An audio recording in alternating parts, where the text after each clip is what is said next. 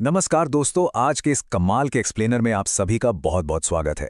आज हम हिमाचल प्रदेश के भावी शिक्षकों के लिए हाल ही में आई एक बहुत ही शानदार खबर का पूरा ब्रेकडाउन करने वाले हैं।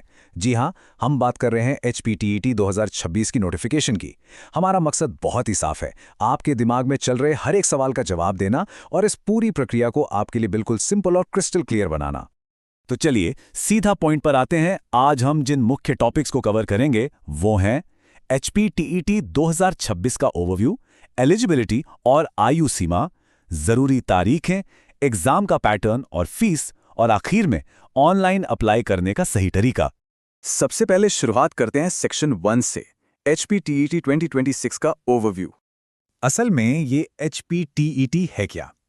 बेसिकली ये Himachal Pradesh teacher eligibility test है, जिसे Himachal Pradesh board of school education conduct करवाता है। आसान भाषा में कहें तो अगर आप राज्य के स्कूलों में टीचर बनने का सपना देख रहे हैं तो इस सर्टिफिकेट को हासिल करना आपके लिए सबसे पहला और ज़रूरी कदम है। अब ये स्लाइड देखिए, ये बहुत ही शानदार तरीके से दिखाती है कि ये एग्ज़ाम इतना इंपॉर्टेंट क्यों है।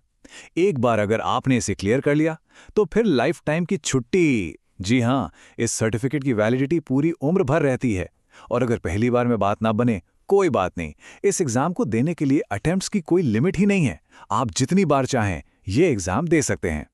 चलिए अब आगे बढ़ते हैं और देखते हैं कि कौन कौन इस एग्जाम के लिए क्वालिफाई करता है, यानी एलिजिबिलिटी और एज लिमिट्स।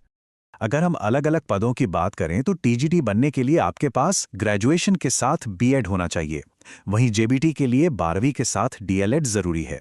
लैंग्वेज टीचर के लिए आपकी उसी भाषा में ग्रेजुएशन होनी चाहिए। और अगर आप स्पेशल एजुकेटर बनना चाहते हैं तो रेलेवेंट क्वालिफिकेशन के साथ साथ आपका RCI में रजिस्ट्रेशन होना मस्ट है। अब इस स्लाइड पर जो नंबर है ना 0, ये सबसे ज़्यादा इंटरेस्टिंग है। इसका सीधा सा मतलब ये है कि इस एग्ज़ाम के लिए अप्लाई करने की कोई अपर एज लिमिट है ही नहीं। उम्र का कोई बंधन नहीं है। अगर आप योग्य हैं तो आप बिल्कुल अप्लाई कर सकते हैं। अब बात करते हैं एक बहुत ही क्रूशल सेक्शन की, इंपॉर्टेंट डेट्स और एग्जाम का शेड्यूल। देखिए, एप्लीकेशन प्रोसेस 30 अप्रैल से शुरू हो चुका है, लेकिन सबसे ज़रूरी तारीख जो आपको याद रखनी है वो है 15 मई। ये आपकी डेडलाइन है। अगर आप 15 मई तक फॉर्म नहीं भरते हैं तो 16 से 18 मई के बीच आपको लेट फीस देनी पड़ेगी। इसके बाद 19 और 20 मई को फॉर्म में कोई भी गलती सुधारने के लिए करेक्शन विंडो ओपन होगी और फिर फाइनली 7 से 21 जून के बीच आपके एग्जाम्स होंगे। तो यार एक्स्ट्रा पैसे क्यों ही देने, 15 मई से पहले फॉर्म भर लीजिए। एग्जाम के शेड्यूल को अगर शॉर्ट में समझे तो एग्जाम सुबह 10 बजे और दोपहर 2 बजे के शिफ्ट्स में होंगे। शुरुआत 7 जून को स्पेशल एजुकेटर के एग्जाम से होगी। इसके बाद 13 जून को TGT आर्ट्स और मेडिकल, 14 जून को JBT और TGT संस्कृत, 17 जून को पंजाबी और उर्दू, और लास्ट में 21 जून को TGT नॉन मेडिकल और हिंदी के एग्जाम होंगे।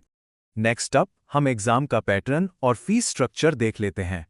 रजिस्ट्रेशन के खर्चे की बात करें तो जनरल कैटेगरी के लिए एप्लीकेशन फीस 1200 रुपया है। SC, ST और OBC कैटेगरी के लिए ये फीस 700 रुपये रखी गई है। और जैसा कि मैंने पहले बताया, अगर आप डेडलाइन मिस करते हैं तो 600 रुपये की लेट फीस पेनाल्टी अलग से लगेगी। एग्जाम पैटर्न को याद रखने के लिए चलिए एक 150 का नियम बनाते हैं। पहला 150 क्या है? आपके पेपर में पूरे 150 ऑब्जेक्टिव टाइप यानी MCQ क्वेश्चंस आएंगे। दूसरा 150 है टाइमिंग। आपको इन सवालों को हल करने के लिए पूरे 150 मिनट यानी पूरे 2.5 घंटे का समय मिलेगा। और तीसरा 150, ये एग्जाम टोटल 150 मार्क का ही होगा। लेकिन यहां सबसे बढ़िया बात क्या है पता है? इस एग्जाम में कोई नेगेटिव मार्किंग नहीं है। जी हां, बिल्कुल सही सुना आपने। इसका मतलब है कि आप बेझिझक हर एक सवाल अटेम्प्ट कर सकते हैं। तो भाई, इस एग्जाम को पास करने के लिए आखिर कितने नंबर चाहिए? जनरल कैटेगरीज के लिए पासिंग मार्क्स हैं 60% यानी 90 नंबर, और रिजर्व्ड कैटेगरीज के लिए ये क्राइटेरिया है 55% यानी 82.5 मार्क्स। भर्ती प्रक्रिया में आगे जाने के लिए आपको ये बाउंड्री तो पार करनी ही होगी। आखिर में सबसे प्रैक्टिकल बात, ऑनलाइन अप्लाई कैसे करना है? ये बहुत ही सिंपल से 5 स्टेप्स का प्रोसेस है। सबसे पहले ऑफिशियल वेबसाइट hpboz.org पर जाइए। वहां HPTET 2026 के लिंक पर क्लिक करें, अपनी सारी डिटेल्स भरें और फोटो सिग्नेचर अपलोड करें। इसके बाद ऑनलाइन फीस पे करें और फाइनली फॉर्म सबमिट करके उसका एक प्रिंट आउट अपने पास जरूर रख लें। यार, एक बहुत ही कमाल की टिप है।